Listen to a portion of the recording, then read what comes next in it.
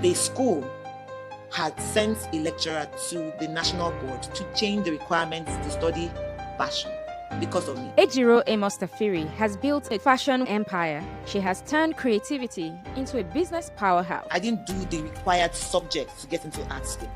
I wrote chemistry to get into art school.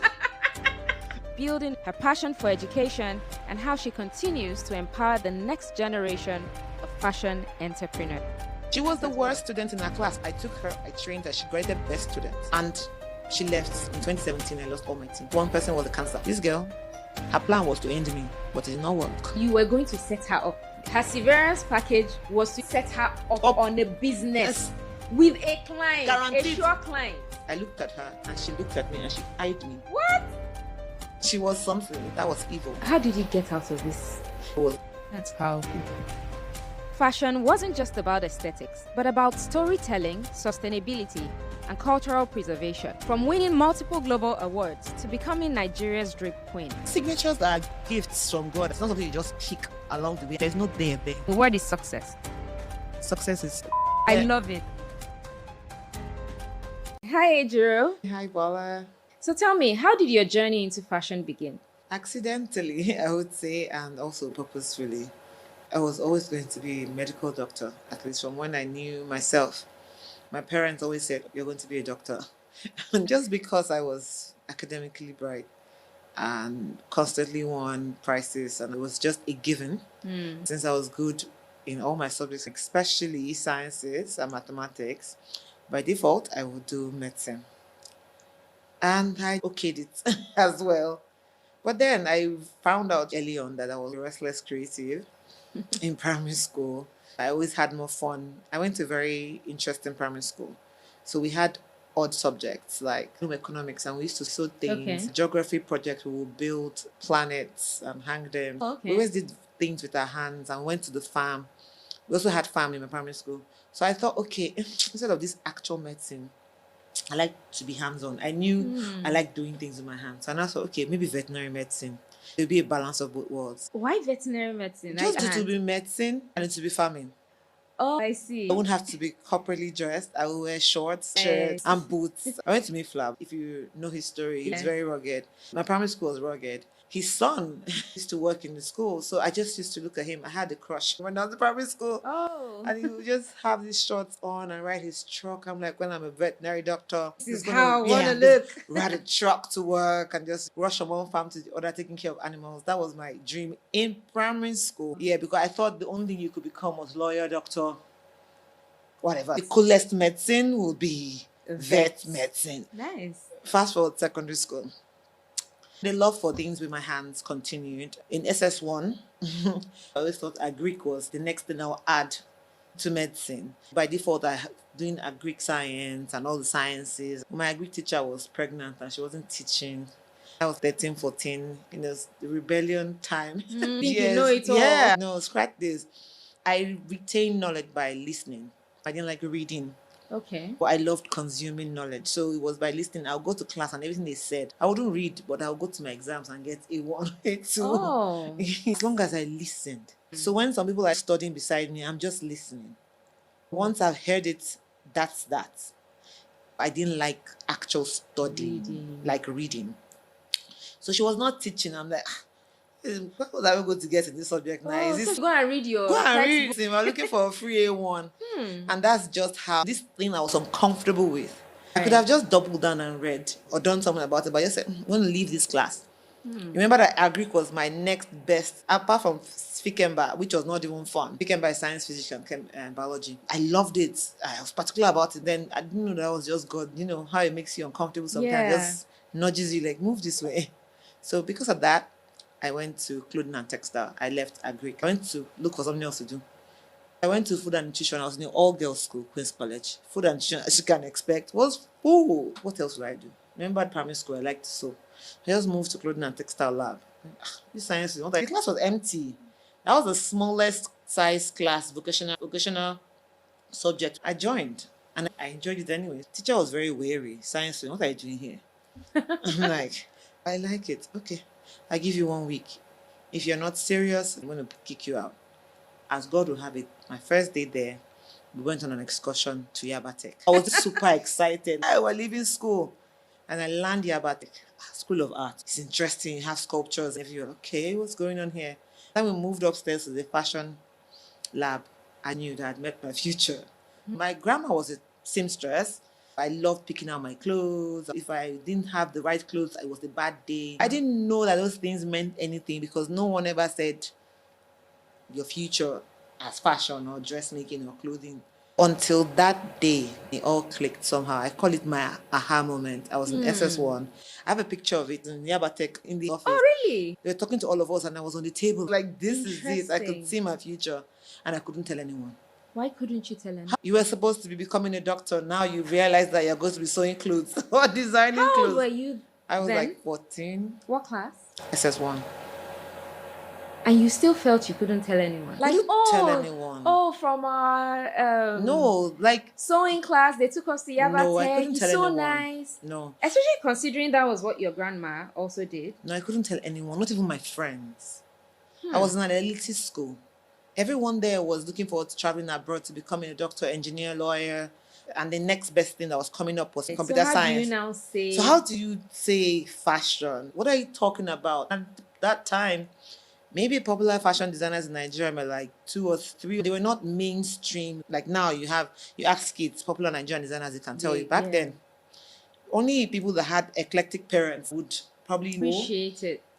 So I couldn't tell even my friends. My friends knew that every birthday from that year on, they got something I made with my hands. Everyone in my class. How did they feel about They that? liked it. They knew that it was important to me. Everyone around me knew.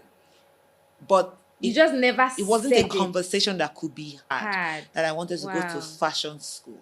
So I Wow. couldn't tell anyone. I had to deal with it by myself. Wow. And it That's made me really rebel a even more. defining moment for you. It was. It was. How exactly did you feel when you got to Yabatek? It was the same experiences, right? Aside from your grandma, almost everybody had a sewing machine. It was almost like one of those things that every girl should know how to do. At least be able to tack your button, be Yeah. able to do this and that. How did you know that you could make something of it? Yes, you loved it, but how did you know this was your future? I think because at that time I was already leaning into my spirituality, raised Catholic, knowing God, knowing who you are. I call it my born again moment. I just knew, like when you can say Moses said God told him, this ground you're on. I heard it clearly. So it's like you knew had a it. confirmation in your spirit. Yes, like, and this I is knew it was it. going to be a burden. I didn't hear it and know that it was going to be easy or the journey would be smooth. But I knew that it would be hard, even at that time. So when I mean hard, emotionally stressful, everything about it will be hard. So imagine having that kind of thing that you cannot share with even your friends. Do you know what's blowing me away? I'm trying to think of how old you were. You having this much depth of thought with yourself. It happens when you are, for lack of a better word, a geek. You don't really share things that are important with everyone else. At that point, I was finding myself. I was just a different kind of kid. I had experience from boarding house in primary school. Okay. So I had this knowledge of the world, so to speak, like things bigger You were than... already independent. Yes. This was okay to deal with privately. I don't know how to explain it. Now that makes sense. I think the journey, the stress, going to boarding house and then Queen's College to learn etiquette, because my primary school was very rugged. Like I told you, we had a farm. We went to the farm. It was rugged. Then I went to school like Queen's College, very bougie, harsh. It was Bougie. good to balance it out so that the tomboy learns a bit of feminine etiquette. Right. And then even style Right. and then luxury and then just everything about what could be refined in the world. I don't think I would even know anything about refinement. I won't be the designer I am today. So Queen's College is also a pivotal point. Starting to see people wearing Timberland, moccasins, when they travel for the holidays. So these are the things I was picking up. Did you used to come to school with mufti? Oh, Jesus. They used to wear designer shoes to school. And the bags and everything. They would discuss the things they did when they traveled for the holiday. They wore gold in school. People had mobile phones in school. I know that was Way back satellite. then. A lot of people, maybe 2 people, who hide it from the lecturers. So it was interesting. And I really built a lot of my depth in those early years. I'm thankful for that, even though it's nice to sit back and think about it now that I'm older. When I was younger, I didn't see how the journey made sense, but now I see how everything wove into everything. Knowing that even at that time, I knew it was going to be hard because I was ready to put up a fight. Accepted it, you were ready for it. Would you say since that SS1 that it clicked, you also were already mapping how you would find your way back, yeah. especially with your parents when everybody wanted you to study medicine? It took me 3 years to really figure out how to deal with it. How did you do your JAMB and That's exams? it. That's it clicked. Like, you know how you plan, but God, man proposes, God disposes. Somehow it just works in your favor. I planned that. I don't know what's going to happen. I'm going to write this jam. I'm going to pass it, but I'm not going to go to med school. I don't know what's going to happen. I don't know what's going to happen. So I wrote the jam, filled the form for the jam. And on the jam day, I was going with my elder brother. He was so you also felt writing already jam. that you were Medicine. Is it medicine? Yeah. What was your second choice? Medicine. That's interesting. You wrote that you were headed in this direction when in actual sense you were going the opposite. Interesting. So I just wrote it. And I went for the exam. Thankfully, my brother messed up. We got to the examination hall late. I didn't finish writing jam. I was really happy when I stepped out and I had an excuse to blame for my first failure ever. So I was super excited, and I go home and I told my dad, remember I was the star child in terms of education. So, Daddy, I'm not going to pass the exam. First time I ever said anything like that to my dad. I'm not going to pass this exam. What do you mean by that? I'm just not going to pass it. I know when I'm going to pass and when I'm not going to pass. I'm not going to pass the exam. Why? What do you mean by that? I said, Daddy, it was Tony's fault. We got there late. I'm sure my brother doesn't even remember all these things I'm talking about. We got there late, we couldn't find my hall. By the time I sat down, I did the best I could, but I'm sure no cutoff mark for medicine is really high, so I'm not going to get in. I need to buy polyjam from ASAP so that I will not waste this 1 year. Multiply. Not like I totally planned it before, but it just all clicked. What would I tell my dad I want to do polyjam from the first place? Oh, and you needed polyjam to get into Yaba. Yo, now you're talking. I was never going to have an opportunity to buy polyjam form. Moment of truth. Did you plan this with your brother? No. Could you have planned this with your brother? No, I couldn't tell anyone. My dad is like, now that makes sense, you know, a girl just at home for 1 year. And there was no other option. My father was not going to take whatever the score was and go for Aki or go for something. He had to be made. My dad's the most straightforward person you ever meet. I'm never going to help you get into school. I'm never going to help you get for any kind of job. I'm not going to use my connections for your benefit. My dad was SSS. He is as straight as his yes is yes, no is no, and there is no in between. I was raised like a military person. Wow. So it's very like this. Black, white. Black or white. No There's gray no areas. My father is just learning gray now with my daughter. Just trying to, he's even resisting. So, thank God, polyjam. I bought the polyjam form. And that was it. I now kept this thing in my house. But wait, remember I bought it is there medicine in poly? No. There's science lab tech, which you can do and then find your way back Then to do medicine. IJMB back to university. So there's science lab tech, which is if you don't get into medicine, you do science labs. So you start to learn the laboratory aspects. That can be an edge when you get back into university. What did you feel in your polyjam? Dear, I bought this form. I submitted on the last day of form closure. I kept it for months. I just didn't know what to do. I just couldn't figure out. I can see fashion here. I would like go and pick science lab tech. But parents have to sign the form. They don't have to, but typically they will see. It's a book now. I take it back to the bank and then submit it. So my dad was rushing to work that morning on the last day of submission. Did you have something in your form? What's wrong with you? And then I just go in front of him and I kneel down. And before I did that, I went to the family altar and I prayed.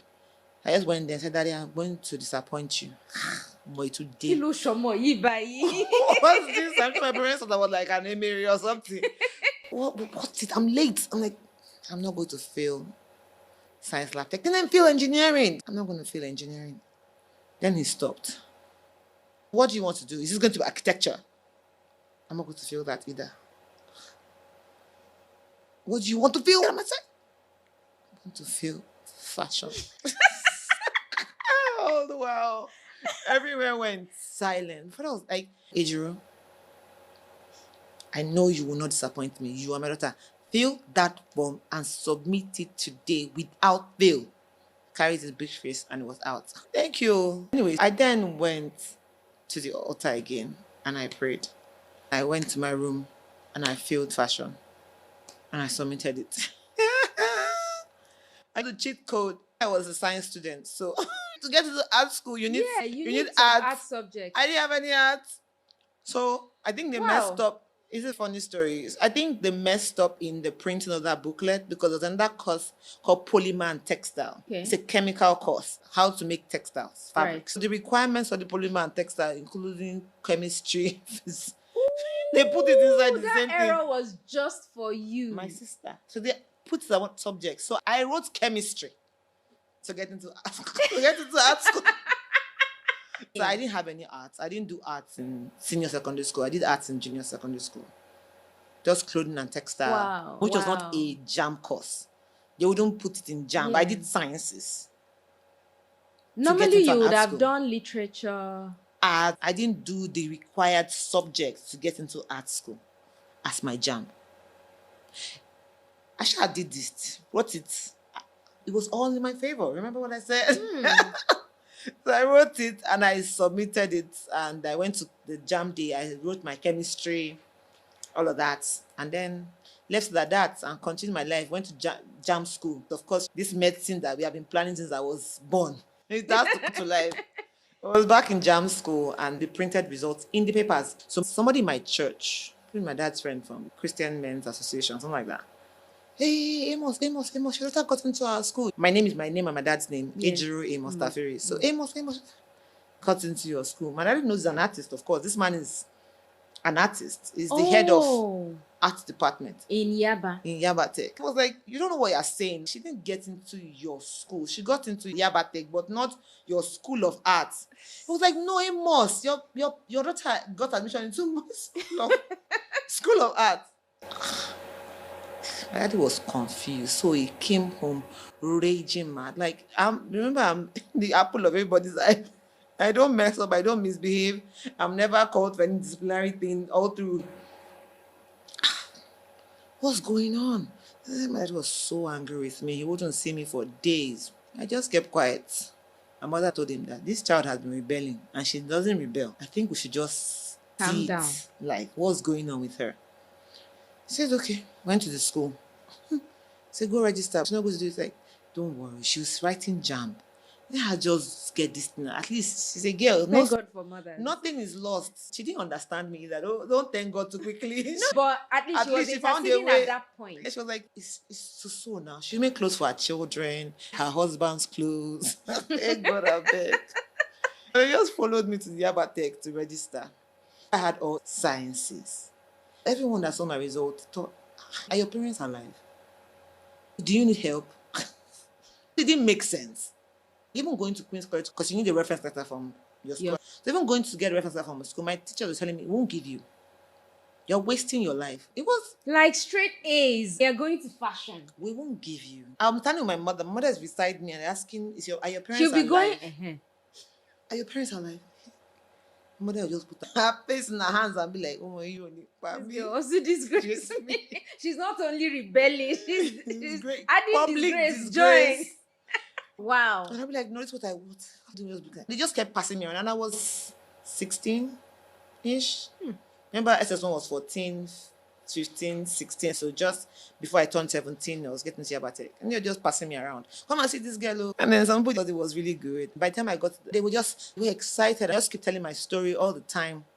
By the time I got to the final place to sign off, now, not School of Arts people anymore, the Yaba Tech people to check my results. Those ones, they're bureaucratic. They're not in awe of, because it's not their job. This one is just straight up science, arts. You can't get into this school. Every other person assigned, all the departments that needed to sign off on it in School of Art. We have to go from one place to another. You just keep signing and approving that you can join the School of Arts. But when I went to the actual Yaba Tech, they said, no, that your result is sciences and this is an art school. And really, you shouldn't mix. My mom was so relieved, and I was so sad. But I'm like, I've tried. So your mom was trying to be supportive. She was hoping for a miracle. Yes. Kind of miracle you hoped for when you were late for that. It worked out. She was happy. I looked up and I said, I've tried. I went home. 2 or 3 months after, somebody comes to my house and says, they've changed the requirements and they asked me to come and resume. The school changed the requirements. Yes, they sent a lecturer to MBTC in the north, MBTC. a National Board of Technical Education, something, had added clothing and textile. Before, you just arts, it's a school of art, so you have to do art. I did clothing and textile, which was how I found out. Sciences. No, clothing and textile is just sewing. Yeah, but you mentioned one where no, that's polymer. That's polymer. Right. I'm talking about my WAEC results. You did clothing and textile in yes, WAEC. Yes. It's not even part of the requirements to study fashion. Do you understand? To get into the School of Arts, you have to do arts. And fashion is under School of Arts. Now, I had no art in my result. The arts, where you paint, sculpt, do whatever. I didn't do in secondary school. So I didn't have it in WAEC. So I couldn't get into the School of Arts. Now I get it. Yes. So now I went home back to my normal life, and they came to call me in the morning to come back to school 3 months after. The school had sent a lecturer to the national board to change the requirements to study fashion because of me. They added clothing and textile. They now sent students to my house.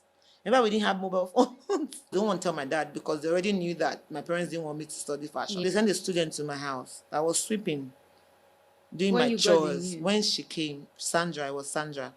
I'm looking for Adrian Mustafiri. Present. They are to come change your comments. I ran. Wow. So I got money for my mom and ran to school. And that was the first day at school. If I had that kind of journey, what would I have seen along the way that would have told me turn back and go? There's no way here. Past and settled all those things in the past, in the spirit. So those things, all the other stresses that came. Trust me, I was the youngest in my class. Bullied all the time. They used to destroy my assignments because I was a science student coming into an art space. I was like an outsider. No, not really. I was irritating them. I approached my assignment. I went to Queen's College. So they prepared us to be president in Queen's College. Like every assignment, you do as if you want to end your life there. So you give me a normal assignment, like go do calligraphy, and I'll do 5 different types of calligraphy. And they'll be like, where is this girl from? Why did they have to add this type of human being to our class? Making life hard for the rest of us. But I was on a mission because I had to prove to my dad and my mom, and they didn't understand that. So everything in my arsenal I was going to use. And they had an advantage. They were artists. I was not. I had art in me, but I wasn't training to become an artist. I had to learn and crawl up the ladder, live drawing classes and other things, because I had something to prove. Fashion is not easy, but it was easy for me because I had a science background. So all the other things were easy. The thing I had to learn was the art part. So how long did it take for your dad to accept? Probably when I started making money. Oh! Wow. How many years was the course? 5 years. He was just chilling. He dropped me in school. I'm his baby. I'm his favorite. Not favorite child, but I'm one of his favorite children, I think. I think I'm most like him. So even the audacity to stand up to him, nobody stands up to my dad. And I stood up to him at every point. So every week he picked me up from the hostel. I'll be in my room upstairs and people will be screaming from the public announcement. They didn't like what I was doing, but they supported me. I wrote jam 3 times. After that? I passed. You didn't let them know? No, I didn't tell them. And nobody whispered in their ears? No. Nobody knew. I was very private. Before the results would come, by the time they find out, Otilo, you write another one. So for a child that didn't used to rebel, that was good with academics, good with everything, how did it make you feel at the time that you knew you had to do this and you knew it was going to hurt your parents? If you allow your children find the secrets or just power in other things, like I said, it was all coming from me finding my spirituality early. I knew I had another father who I had talked to and who had done these things. So they will be fine. That's interesting. I just knew. Maybe Jesus said to his mother, "Why are you? Did you know I'll be in my father's house? What's your example? They'll be okay. Everybody's chasing their life. You live your own life." That independence they gave me at that very young age really worked in my favor. I was very sure. When I got to Yabatek, I started dressing like a fashion student. You went wild with your style. Yes, it was rebellion after rebellion, and my parents just didn't get it. The only thing they knew was that I never dropped this spiritual side. I'll go to church with them every day. Every time it's time for prayers, I'm there. How do you how do you dress to church? That's it. Wow. My skirts became shorter. My dresses became shorter. My jeans became crazy. I'll paint on it. Expressing that As I went fashion. down, my parents were stressed out mentally because it didn't make sense to them. They were just really worried. They didn't know how to balance. They didn't know what was going on. Yeah, they were stressed out. My daddy grounded me. I told me there was no more fashion. I cried for 2 weeks within my first term, first session. Meaning you couldn't go to school? Yes, I couldn't leave the flat. Compound. Wow. Yeah, just chores. You fetch water, sweep the compound, cook food. What was his reason? What did you do at the time? I think I wore something short. I was going to school on the Monday morning. I went home every weekend. So I wore a short dress. I think in church we knelt to pray. He then saw my lap. My father now, yeah, something. I think I was looking for another excuse since. He drove me back home, grounded. I cried my eyes out as if my life was ending. You know how when you're young, you think you know everything, and you think that really, if this does not work out this way, your life That's is the over. end. I wrote this letter that they definitely not my parents, and my mom had been giving me hell. At this time, you're blossoming, you're talking to boys. One day, I was talking to one boy on my street. If I was doing something bad, I would hide. My mother was coming, I was talking to the boy. My mother took a pee. There's nothing she did not say to me that day. So my mom had been stressing me out. I was just crying, like, one away, they call me my parents. They are not my parents. I They don't just know if there's adopted any me. child that have never said that. That your parents adopted you. They adopted me. Yeah, they should tell me. I wrote that foolscap sheet 3. I didn't sleep. I cried. My father was doing his normal midnight walk around the house, and he saw me balled over paper. I slept off. My father collected the letter. And he read it. He waited for morning. He woke me up. He went to work late. Call my mother. Sit down. It's like, this is your child. It's about to run away. Is it this school? Carry your load. Oh yeah, go. Be going. Is it this fashion you want to run to? Please, start going. Wow. But this outfit, your skirts must become longer. And that was it. She was short skirts. I just wore them to club only. But As a rebellion young is girl, good you a had to little rebel. Oh bit. yes, It's yes, I good. think so. It's good, especially when you raised your kids. Allow them a bit of space. My parents needed to have more faith. I tell my mom it wasn't so much about those things you were fighting me about. It was my own decision. Trusting that you would make a good decision. You had put me in the right path. You had taken me to church. You had given me independence from really early on. And I had not failed you with it. I just started making decisions that they didn't understand. That was fine. I made them proud. They would come for prize giving every year, but they didn't like it. Only proud when they were in Yabatek. Once we left that Yabatek gate, They will start mommy. it's If not only their this was fault, though. What they No. understood. Like I said, I couldn't tell anyone. Even in the family, I became an outcast, like extended.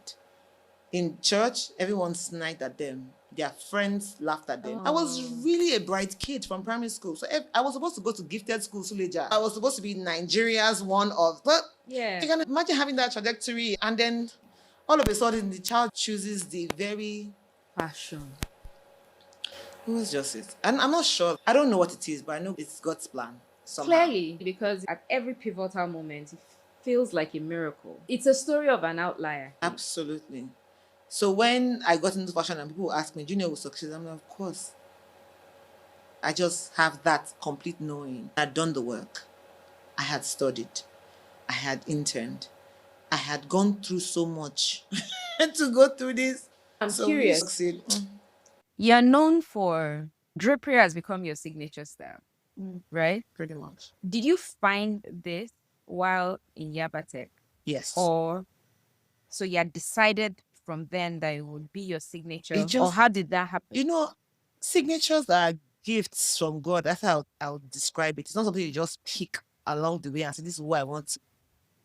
We did our normal courses and then when they want to teach us drapery. I think it was final semester, one of the very last schooling construction techniques. I just latched onto it. And I was just different. Like, I loved it. Maybe because I'd also worked in Tiffany Amber as one of my internships, just my 1 year While internship. in school. Yes, my first internship was Zicado, 3 months. Second internship was Tiffany Amber, 1 year. I was introduced to fluid fabrics in Tiffany Amber. In School of Arts, they do sculpture, ceramics, textile, so that you do everything. Then you find the one that draws you. So when you go to the one that draws you, you find the technique that you are supposed to excel in. I learned everything and I found that technique that really called me where I could do. And it has been cheat code for me. So where people think it's difficult, it's simple really. But it's simple To me. you, because it draws you in. Yeah. It was just picking up things along the way. And I remember way back then in art school, Eloho of Bed Models, I think Oh, she came to school, let's have the fashion brand together. She was saying we should do jeans. I'm like, nice, but I know that's sad. not really my thing. You're already happy with fluid fabric. Yeah, I was trying several things. That was also like shiny. Have a business partner. It sounded good. A few other people asked. Said, no, please, let's go work. I had seen what was possible with Tiffany Amber. And I knew my tutelage in Yabatek was not going to cut it. Like, it would cut it in terms of technicality, but not in terms of real world experience. We didn't use luxurious fabrics. We didn't explore them. They were not available for us to explore. Okay. And I knew that I was raised by paramilitary parents and we didn't sell anything. I didn't know anyone that ran a business in my circle. So I chose to work to learn how to run a business. I applied for other jobs. I didn't want to go back to Tiffany right out the gate.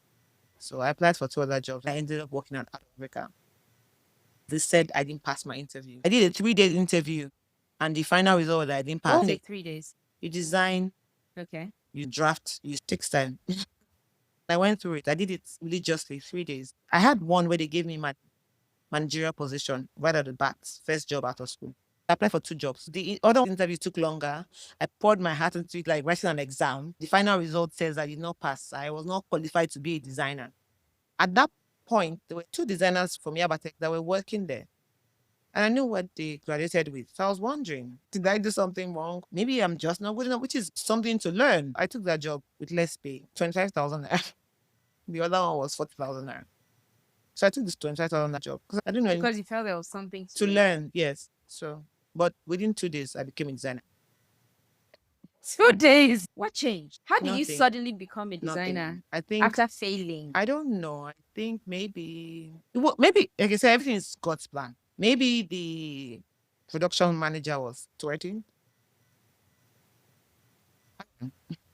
But maybe they gave me the job of a production assistant, but I took it. It was a demeaning position, so to speak. When Maybe I it took was it. another test. That's what I'm saying. Everything was God's plan. I joined as a production assistant. My first day at work, the designers resigned. Poached already. Your story is very interesting, Ejiro. Designers Wow. resigned. They were doing a project for Miss World. Agbani won the year before. This year, Tiana Perry was going to Miss World. That company was preparing her costume. Now they had no designer. So there's somebody to do creative work. And that fell into my laps. And I slay, girl. Wow. Oh. So I just became designer like that. That's how the job went. I did it for a year. It was good. So that was my NYC year. Remember, I was right out of school. I went for the job before and call-up letters came out. By the time it came out, I went Where were you posted? Enugu. I applied for a creative reality TV series. I got chosen. I was supposed to From win. Enugu. Okay. I came to Lagos for auditions. First time I took peace mask, there was no back. I sat on the stool throughout that journey. Wow. When people are complaining now, I'm like, what? From Enugu to Lagos on a stool. That was crazy. And imagine that I had auditions 8 a.m. next That's morning. an average how many hours? Maybe by road? 8, 9, 10. 8, 9, 10. It Wow. was horrendous. I remember it was that bad. Wow. I cried all through. And I got to Maza Maza and had to find my way home. Got to maybe like 12:30. It was scary. And woke up at 5, out of the door, back to Keja for auditions. I was picked, thank God. Got to the house, was the finalist. In fact, they had already announced me winner the day before on stage. Somebody else won. Another test. They announced you winner. It was creative academy. It was fashion, photography, several things, and then business. I was the best in fashion. So it was whoever was best in their category, and then business was automatic winner. Right. So I was last man standing in fashion. And then I did business. Business, I was like 80 and other people were like 40. Next person. So it was already a clear, like it was already clear. So they already came congratulating me. The sponsors, First Bank, it was 30 million. My fashion tutor. So you're telling me, okay, your $5,000 for fashion price. I think you should share it to your other fashion people. And this your 30 million will help you set up your business. I'm thankful now that I did not get that money because I would have been swollen headed. I thought Moti arrived already. Best student from here, but blah blah blah blah. Imagine going to work first day of work as production assistant. They're already eating the humble pie. Next thing they have become designer. So I'm already feeling special now. I cried. But do you know this $500 gone? We didn't get it. Interesting. They give us 5K airport transport from when they drop you at the airport to get you to your house. Taxi. 5K naira. 5,000. In fact, I spent some years trying to, but you want to fight who? Government? I don't try it. It was a government thing. Yeah, it was. Back to the hustle, back to the grind. And then I just started going to entrepreneurial courses. It didn't happen the way it was. It always seemed a great moment, but this journey has been very insightful and very deep. Yeah. Also building for me personally, just to have faith and knowing that one door closes. Another one. Yes. Open. How long did you work before setting up Ejiri Mustafiri, the label? After Yabatek? Yes. So you worked here for your NYC. After NYC, I redeployed back to Lagos. I finished NYC with that company. At this point, I was creative director. So not all just within designer. 1 year. All within 1 year. I had 3 promotions within 1 year. It was fantastic. But then I used to finish my assignments by 4. And I thought, I'm too young. I'm not rich yet. Why am I finishing my day's tasks by 4 p.m.? So by 4, I'm done and then scrolling through magazines and stuff. I felt lazy. So when Tiffany Amber came calling, I'm like, yeah, I'm going back to that also. Okay, so having worked there before, you understood the at Tiffany Amber, I became her work PA assignment. during my internship. Before I was 18, I was interviewing graduates. Interesting. I turned 18 in Tiffany Amber, and the machine she gave me is still in my office. I was her PA. I started heading the factory, even sales section. What was the work hours there? It was maybe 8 till 6, but I usually left work by 9. So you needed that and energy. Then in Yabatek, we worked all night, worked all the time. So your training was already given to it. So I didn't like that my first job out of school was too comfortable. I just felt that I was going to fail in life if I stayed there. I looked at people around me. They weren't aspiring for much. What I wanted was so much more than everyone else in my office. I knew you needed to do more. Yes, I needed to move to a more aggressive environment. This environment was too calm. So I resigned and I did my exit interview and I told them that it was too simple for me. I didn't like it. So I moved to TA, where it was hustle to your quench. Where it was good. It was beautiful. How long did you stay there? 2 years. You told me a story once about being in Tiffany Amber and you having to question some of your then superiors for how they that were was working. my mode. Was that during your NYC? NYC. Do you mind telling us a bit of that? Moved back to Tiffany Amber. It had become it had grown. It was doing very well. We now had expert traits. We had a Romanian, we had an Indian, we had a Filipino, we had a British. These were the experts in the workplace. And then I was coming with my Yabatek HND. As an expert, of course, I wasn't going to be paid anything like they were paid. I think it was my first salary in Tiffany Amber. It was 80,000 or 90,000. How much were you being paid as a creative director? I was doing NYC. It was 60,000. And government was giving us 40,000, remember? So it was 100. can't remember. I think it was 80K. But then NYC was already over. Or You 90. were on your own. Yes, but then there was going to be accommodation. Okay. And really, I wasn't working for money. Let me be honest. Like, I didn't care. Remember, I got 40,000. I took 25,000 naira. I needed money in my life. And you went there for the hustle anyway. I wanted to learn. Like, these kind of clients, how do you book them? How do you check them? Yeah. How do you attend to them? What do they feel? That's what I wanted to learn. I don't get that from fashion school. Nobody's teaching you that part. That's why I went back to Tiffany Amber. When I got back to this workplace, where everything was fine, my first assignment, remember, they hired me as a designer. I was young compared to other people I came to meet there. The whole climate had changed from those 2 years, 3 years that I didn't work there. I had to reintroduce myself to the team.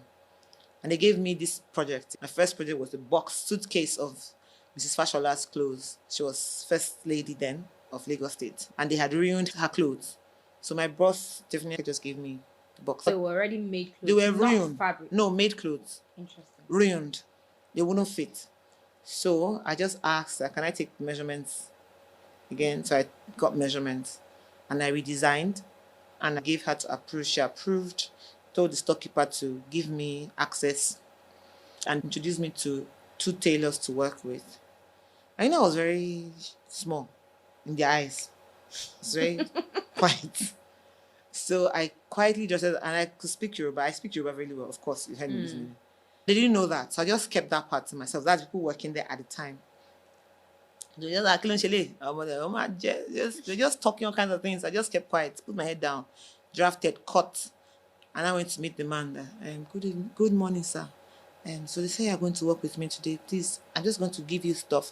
I've pinned them. Anywhere I pin, please just sew it. Looked at me and he snide. I just took it. Sheton.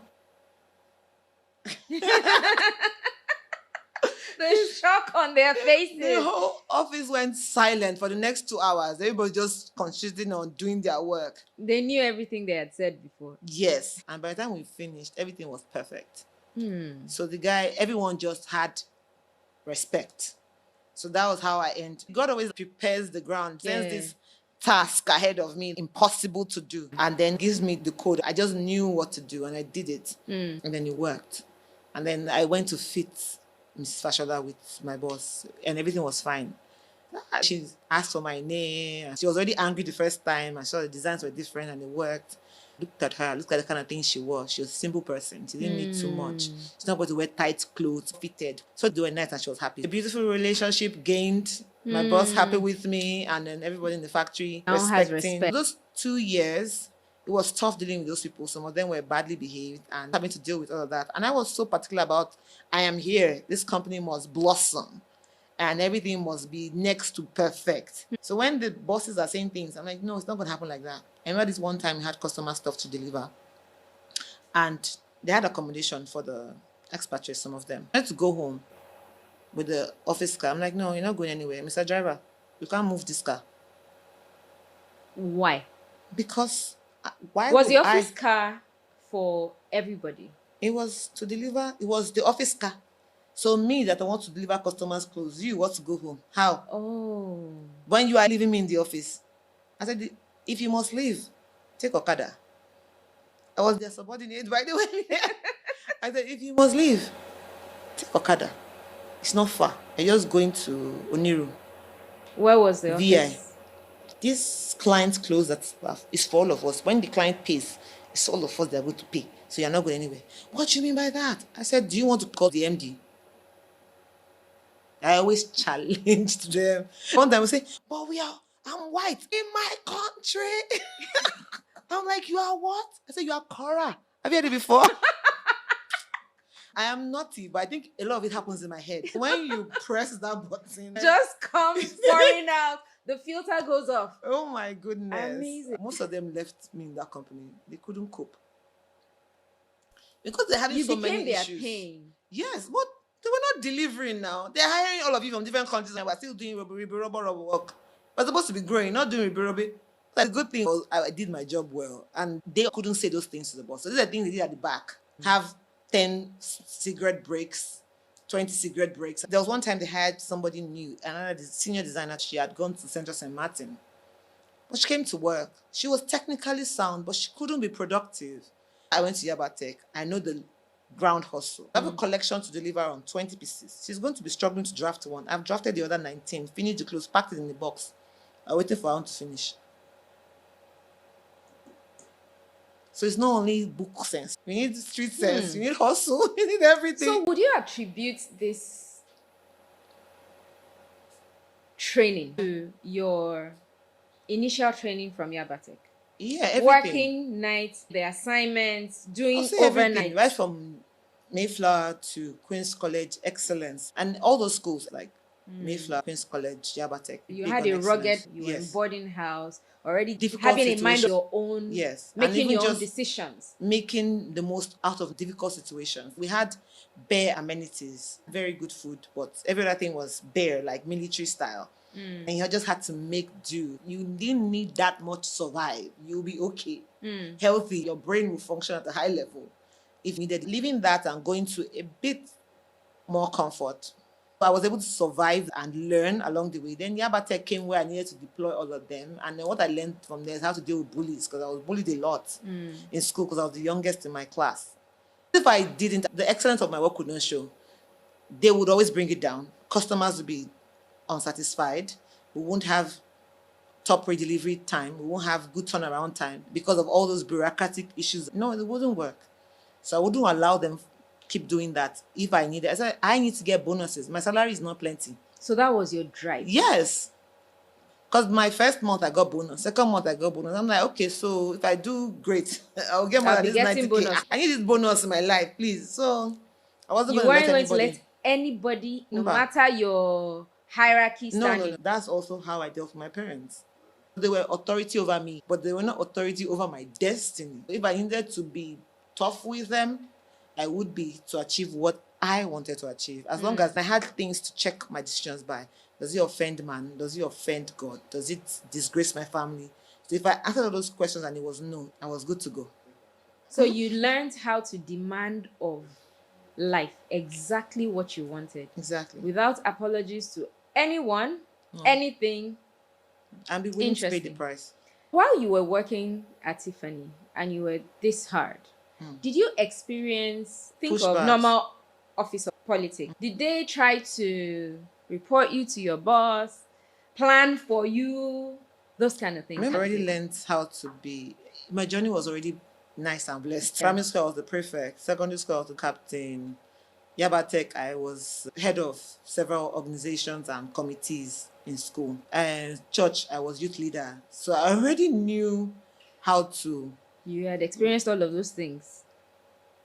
And I knew that even I was the first female youth leader in my church. So what were the things you did? The reason I ask, I can imagine someone listening to this now and is feeling, how do I demand more? They're going to gang up against me. First of all, you have to be grounded, like be sure of why you are doing that. I wasn't that to be mean or rude. No, I just demanded what needed to be the standard in the workplace. So everybody will see that it was to their own advantage. It made sense to everyone else. Maybe against you as an individual. Was it benefiting everyone, including you? The answer usually will be yes. I didn't interfere in people's relationships. People had interpersonal relationships, other personal quirks. No, it was about the work. The work. It was always, your disagreement was always on the job. What was common to all of us and what was going to hurt all of us. So it had nothing to do with anyone. And I understood people's quirks and I gave them their space. But where it would be excessive and cross. So I was sort of a people's champion in my office. So I was always on my boss's side, but I was also the people's champion. So if we needed to demand anything of MD, they will ask me to. If we've messed up with something, we need more time, if we want to work on Saturday, we want to ask for money for diesel, they will send me. So it wasn't to everyone's disadvantage that I was their friend. I was friendly with them. I was respectful. I never lost my humility. Good morning, GM. Good morning, MD. I was still very respectful, but in the moment of you making a wrong decision, I won't let it pass. So it depends on who you are and what you want to stand for. I believe that you stand for everything. You're going to be nobody or lose everything.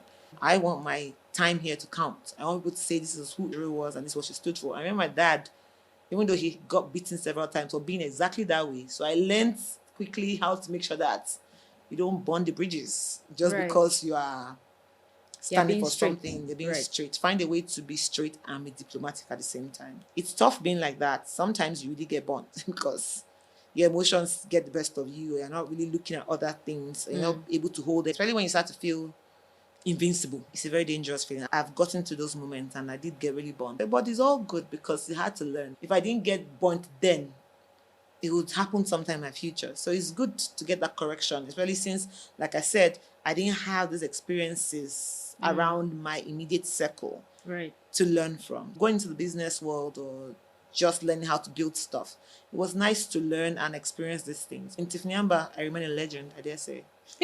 Remain till this day. So I remember earlier when you said your aha moment, and when you Yeah. knew that this was your future, and you couldn't tell anyone. You were sure that you knew it was going to be hard.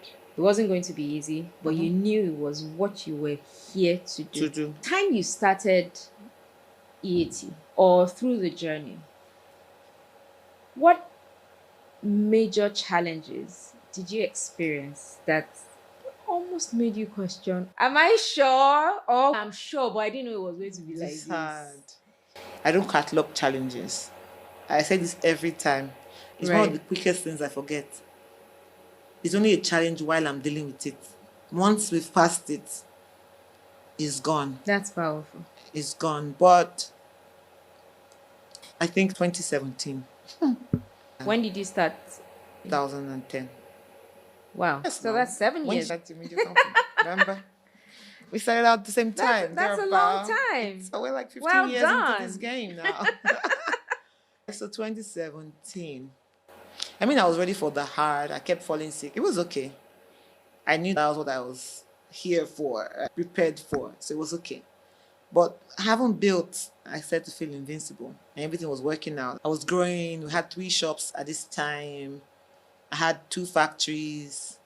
Almost every endorsement in the fashion industry. Had all the accolades. Beyond that, I had awards. Henneken, Samsung, Vlisco, even other international agencies who would come to my office from all around the world. It was a high. And I didn't realize that there were things that had cracked in my team. So in 2017, I lost all my team.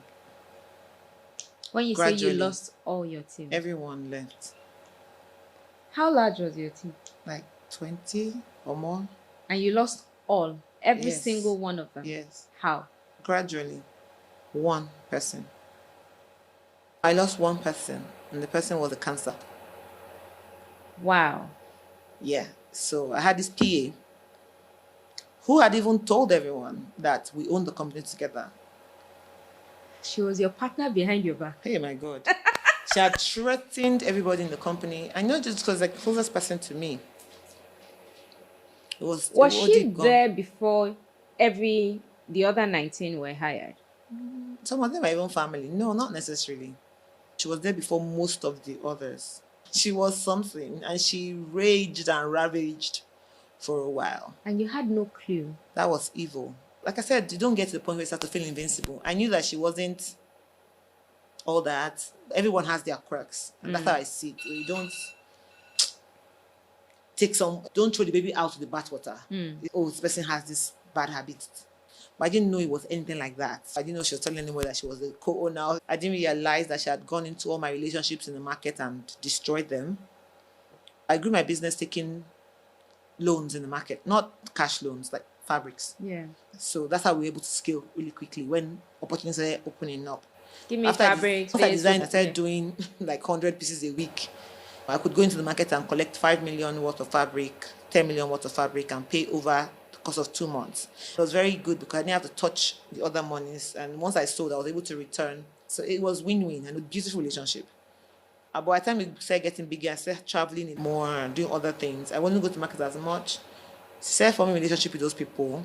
I started increasing the cost, whatever it was. When I started sending other people, started threatening them on the way. It was really weird. Then I had this relationship that almost destroyed my life. The devil came for me and it came hard. If I wasn't on this journey, if I was just a quiet doctor, I'm not sure you'd be looking for me like this. Devil, what have I done to you? Leave me alone. But the devil ravaged and roared, and oh my God, it was tough. I'm like, yeah, God, I'm ready. You gave me this. You can take it all away. It was that bad. Tell me what else you want me to do. Take it all away, because I was going to lose my company. I lost everyone. Fashion Week, it was miraculous. I've never really thought down thinking about my life like this. So wait, What's going on? Hey, it's me you're talking to. So wait, God. Fashion Week is always October. So it didn't happen at before once. So October. it happened gradually. So it was January. We were trying to build bigger. I had a business development manager, and she became jealous. She consciously She be jealous of you. Business development. Oh, your PA became jealous because you had a business development. I hired a production manager and a business development. Remember, we had 4 offices at this time. So they started eating into all those places she was getting stuff from. No, or what exactly? Not necessarily. It was just being close to you. The need to be almighty, powerful. Oh dear. And she just became wild. And when I said I can't do this anymore, when this outfit Auntie Kate and Sto, yeah, they wanted to make, and she consciously gave wrong information to the tailors, to the production team. She sabotaged it. So by the time we delivered rubbish. She also went to my personal relationship with my customers. Some very good relationships I had, she went in there and destroyed them because we're living close to their homes. So she take it there and then say things about me.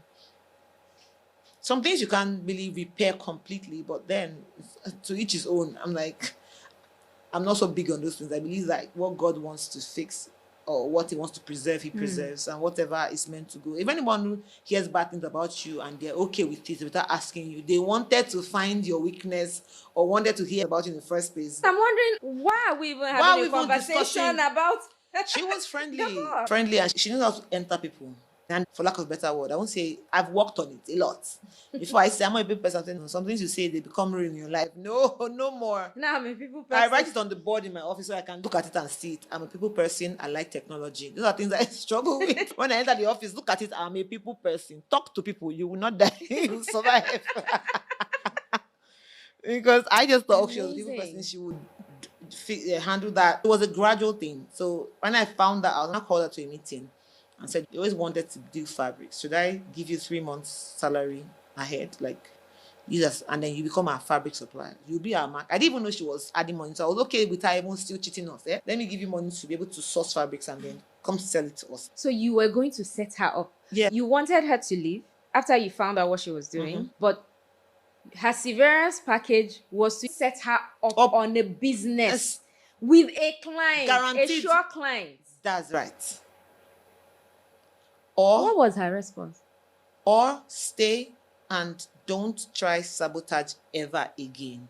If you do, you leave with nothing. She says she will stay.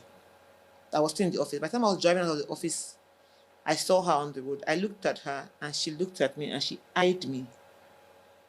What? She stopped. Yes, she chose 30 to minutes stay after. Yes, so she was at the bus stop and I was driving out of the compound and she eyed me. Benefit worry. Yeah, I still thought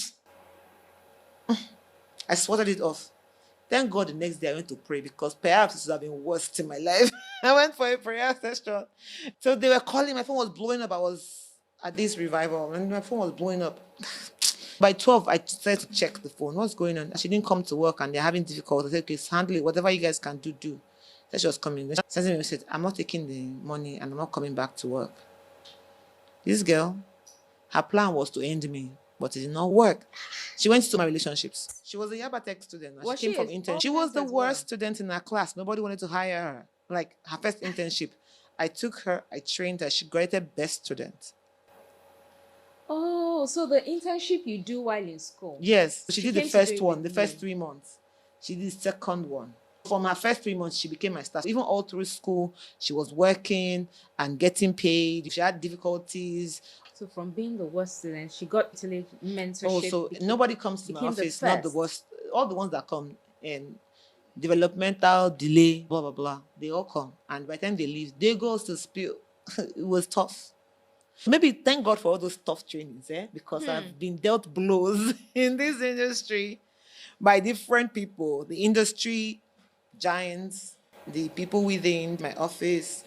Sometimes it's not really the physical person, it's just that, and I'm like, there must be something really good about me for people to put up such a big fight to take me down. So it was tough. It was a plan to end it, but it didn't work. And nobody on the outside could see. It's how God knows how to cover his people. It was tough because when she left, even after she left and I hired new staff, she would call and tell them, this woman you're working for is bad. Why are you there? She will call the office line. She threatened Where is somebody she that from? stayed. I don't want to call her name, but people that know figure out. She threatened people that stayed, appeared to people in person. It was not a small fight. It wasn't a small fight. So people she didn't know, she'll find out they're working with you. Yeah, she just called the office phone. Called the office phone. She was raging. Not just production, which was her department, yes. All the stores, she just called. I am this. Remember, you must have heard my name. I'm working there. Blah, blah, blah. Don't listen to her. She will find ways to corrupt them. So even after then, you kept losing people. Yes. After she had left. Yes. And she went away with everybody. Some people followed her. Some people followed her and they met their Waterloo, but some people followed her. Some people left over time, but it was a gradual thing. Yeah. I lost all my team. So you can imagine. So how did you get out of this? Prayer and just resilience. I remembering all my trainings, remembering what it was like constantly praying. How did you run Fashion Week? Miraculous. So I had how many looks? How many? Your collection 25. was 25. Some of those looks are still selling till tomorrow. It was one of my best collections. Amazing. Till date. But if you look at the collection, you'll see my pain. It was hard. It was not just her, it was her and the relationship all together in 1 year, 2017. That has to be the title of a book that I write someday. 2017. 2017. Yeah, yes, it was tough. So how did I do it? I just didn't know. I was just praying, managing. God sent this miracle of a client who came and started buying things in bulk. He would buy and give them out as gifts. So I was able to meet my financial obligations. Like, we're never late on any bill. But it was tough. Very tough. I had like 2 tailors. And I had this intern from PAU. He was like my angel sent by God in the difficulty of all of that time. So Kennedy would do everything in the office. He would iron. He did anything. It was never there was a churn. Kennedy was sturdy. There was one time that I was handling the office phone and my staff didn't know. They were laughing at me. They made fun of me. What's his phone? They didn't know I was the one. They didn't know I was the one they were chatting with. Oh. So they said the conversation day before. Somebody had left, was trying to poach, and was trying to take documents out of the office. Somebody had trained from secondary school. She was having a conversation with somebody. Please help me take pictures of the system and so all the documents that we use for. And she had gone to work at one of my former interns' company. And they wanted my documents again. Didn't they learn when they were there? Owner of company, former intern. The new staff that is now leaving us to be manager there. Then you are now calling the current staff that was hired after you, that you are not to take picture and send to you. And that one sent voice note. She doesn't know what she's doing. Who's she talking to? Who is going to mean that? What does she mean that 4 million naira is target for the month? For where? This office that is already dying. And they were laughing. And when I chatted for a bit, I said, oh, you continue chatting with Of course, I pretended that. I said, this is so-and-so person. She froze. Till tomorrow, that girl can't meet my eye. And she's a close person. It be things. And then you have to still learn forgiveness. I cannot bear grudge, even with all these things. I've given jobs to the same people thereafter. I preferred them for things, opportunities. Because if I don't do that, I won't heal. But it was painful. It was painful. But thank God, He knows how to heal things. So 2017 passed, 2018 came, and we refused to go. So the Fashion Week, my sister, my mother was there. She was helping me. She came to live with me because I was losing it. And then I just prayed, God, I don't know how I'm supposed to do it. Were you not also pregnant at this time? Yes, my dear, I was. On my table, I did sleep. I show my daughter that table every day. This is where I slept and worked. That table, don't ever lose it. For Anyway, life. it was tough, my sister. I just prayed and prayed. 2 weeks fashion week. You know, I couldn't even pull out. I had endorsements. I had ads I was supposed to shoot. I was brand ambassador for Belvedere. Belvedere was a sponsor for Fashion Week. So how was I not going to show a collection? Henneken as well. How was I not going to show a collection? At that time, you could not show rubbish. Few looks. It couldn't even be 10 looks. My dear, you understand. And I had been on a high. Remember? I said that. I don't want to go into all details. Like, you're butting heads with people that, like... Yeah, industry giants. When they come, So I just prayed and I just trusted I was going to work out. Thankfully, I went on a trip for my birthday. I met somebody, a Ghanaian designer. Her mom was a fabric merchant. I had bought fabric. I didn't even know when I was ordering the fabric then that it was going to be my saving grace. Oh. A Fashion Week. Because I didn't have energy to source or even the joy to do anything. Somebody had already messed up your relationships in the market. You were losing customers. So this fabric had just come in. I drew inspiration from it. I designed. I didn't even know what I was doing. And I kept praying. 2 weeks to Fashion Week. People were coming for interview. Before you know it, my factory was full. 2 weeks to Fashion Week. 14 days. Yes. To the day you would show. To the day I would show. That's 7 days to my first fitting. I just started getting people walking in. Not people that I've trained, mind you. I couldn't even... Randoms. I couldn't even sleep. And I was pregnant. I had to draft, cut, then stay there and show them stitch here, stitch there. Don't stitch here. Iron like this. But I was grateful for the hands. We did this collection. We finished it. Went for fitting. Should I bust your brain? When I was going to shoot, my brand new car ran into something that was not there on the express. I almost died. Something that was not there? It was a stationary vehicle. And by the time my car spun and crossed the express, that thing was not there again. But my car was compressed. Slow down. No, let's not go too deep. What? So if you check the accident scene, you don't see that car. But the car was there when I hit it. I landed in the hospital. I was pregnant. Thankful, nothing happened to me, but the car was squashed like this. After that experience, my PA did not come to work again. Yes. You were with your PA? Yes. So after the series... Nothing happened to both of you? Yes, we were cocooned. I was about to step out. I took my rosary and entered the car. I don't know why I did that. I left the car and I took my rosary. We just do the front, the engine, poof, everything gone. So right up onto the windshield, that was where the compression stopped. And then we towed the car. I went to hospital. It was only a snapped neck I had. I didn't have anything else. My baby was fine. Everything was fine. My PA, now, Fashion Week, she have go again.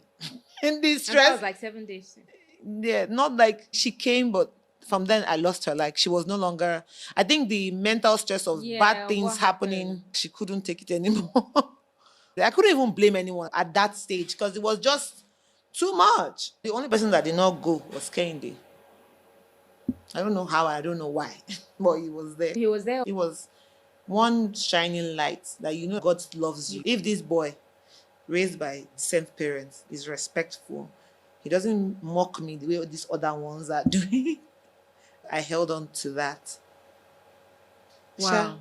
On my day I was going for my show, nobody called me. They call you, they follow up like I'm going for an interview. They're calling you, are you here? Are you? Nobody called me. From fashion show? Yes. Normally they'll follow up. The devil don't plan now. I got to the car park by 7. My show was 8. The first person on the show that I saw said, oh, so you came? What? So you came. Is it that there had been conversations? My dear, I don't know. I don't know. All the people and the things they were doing, but the words that came out of her mouth was, so you came. I was able to do... That's such a weird thing to say. Thank you. So why am I supposed to hold it against her? It was not her. It was whatever it was. But those were the things that I had to deal with. And I went and had a lovely show. I did my Henneken prize. I was able to do the campaign. Everything happened. We showed collection. Collection was a hit. Kept paying. Beds of Paradise. And turns out to be one of the best collections. Yeah. And you're still selling till date. Yes. What do you make of that? God is always with you as long as you give him yourself. Things will always work out as long as you don't give up. Yeah, they're going to be tested. I have had tests, plenty of them. 2017 was really, really hard. You know, there are conversations that people have and they're like... And I also blame myself. So I took Why? my blame. I said that I'd become invincible. If I wasn't culpable, it wouldn't really happen, right? So I was culpable in some sense. I had become invincible. I thought I was the designer. From that day, I knew I was not the designer. Before that, I thought I was intelligent.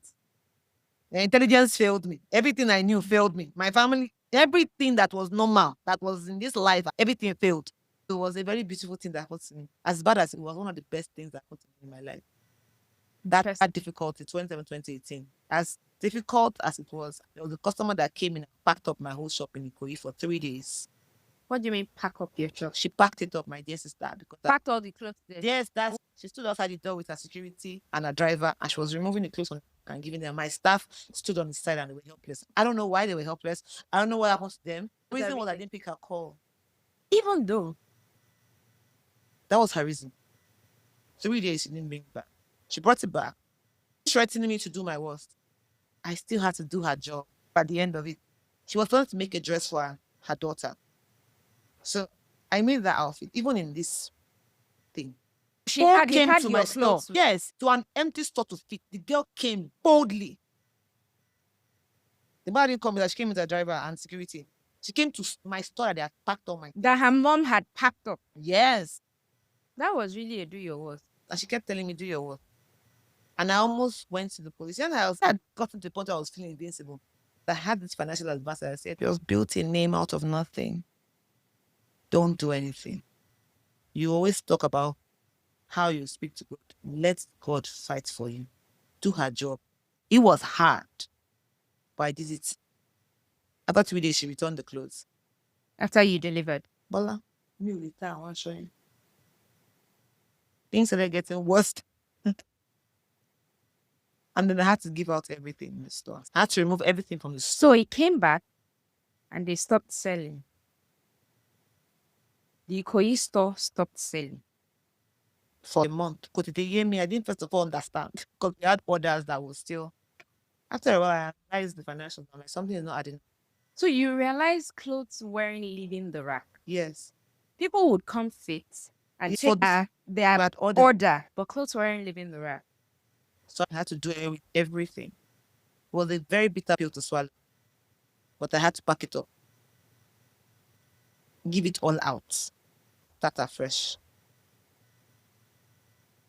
So my business journey is not really... It's not all glamour. With fashion, you see the glamour. No, it's not glam. Fashion is the devil's con. It's not an easy job to do. It's not even financially rewarding like that in Africa. So I always wonder why so much hate, so much discord, so much division. Maybe because it makes you popular. I don't know. It's been tough, but it's been rewarding. In every interview, I say I get to live my dream. Just because I'm able to be a designer, I'm thankful.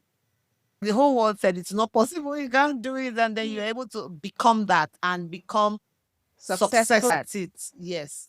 And then I desired another level because in Nigeria at the time, most people were not seeking business success from fashion. They were seeking validation from the public. If you check fashion history, the ones that came before maybe were okay with both. But it was a socialite thing. It was more like a hobby, like playing polo. They give you money, but it's not really about the money.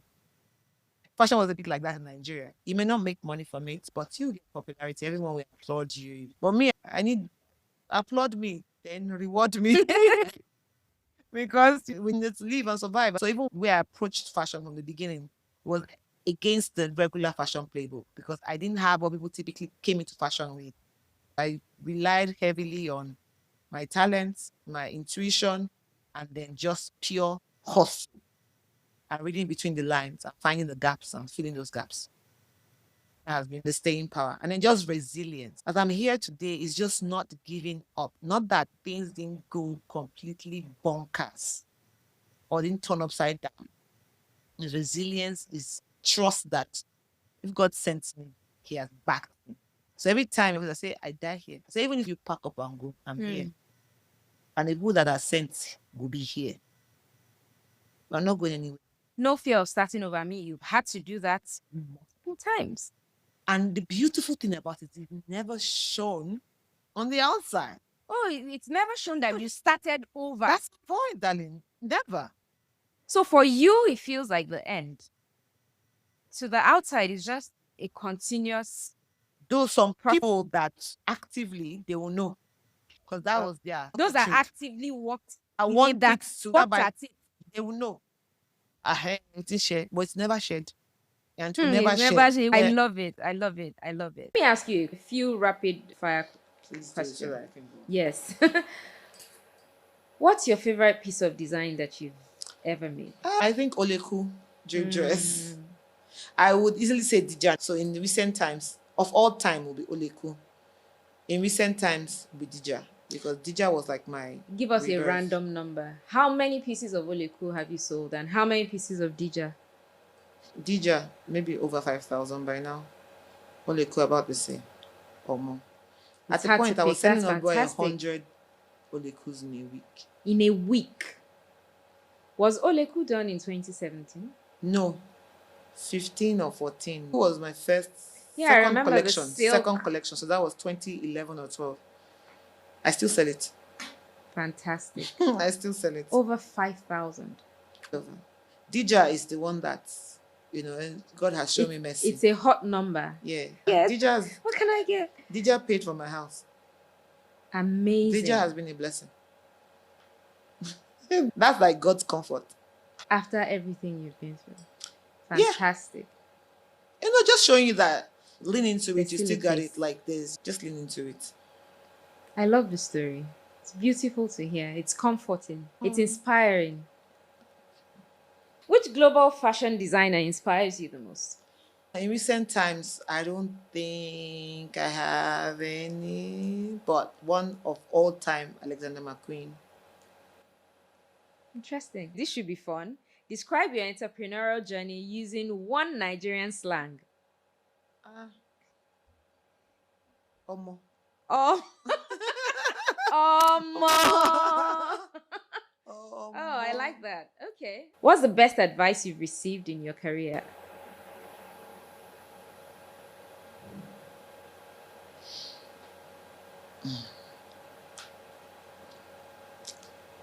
I don't know. To be honest, I introspect a lot. I think I find ways to teach myself. I've not really had mentors, or when I try to have, it's been met with some. So I've not really had somebody else pour into me like that. I'm longing for it. Because even though you're good, you still want people. We're made to be with people. So I don't really know. Complete this sentence. In Nigeria, if you don't dash, you won't survive. Hustle. Everybody says that. Hustle. Okay, fantastic. So before you go, our last guest dropped a question for the next Okay. guest. A question and a word. We'll start with the word. I'll need you to interpret it or just say what it means to you. The word is success. Oh. What does it mean to me? Success is not a wholesome destination. I remember one of the best things an entrepreneur said to me, there's no there. I like that. You say, I want to get there.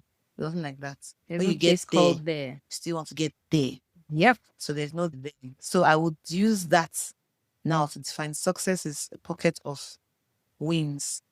So whatever you determine to do, are you able to get it done? You have succeeded. That's powerful. Thank you for that. If you had to go back to the beginning of your entrepreneurial journey, what would you wish to change? Financial literacy. Have a better rounded education in the beginning. Yeah. Financially. Financial literacy.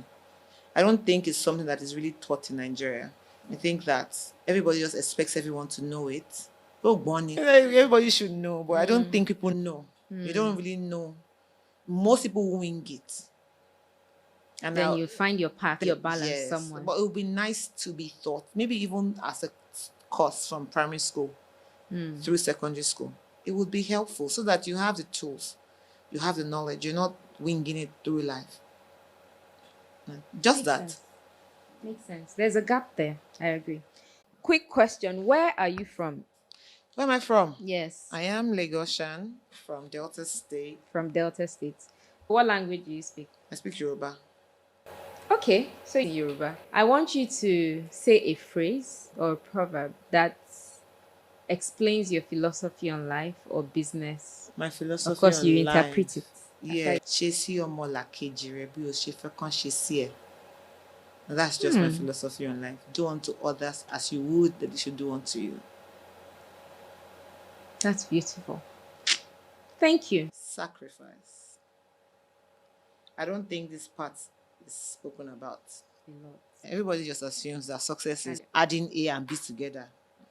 Sacrifice is the underlying factor in my own entrepreneurial journey. Okay.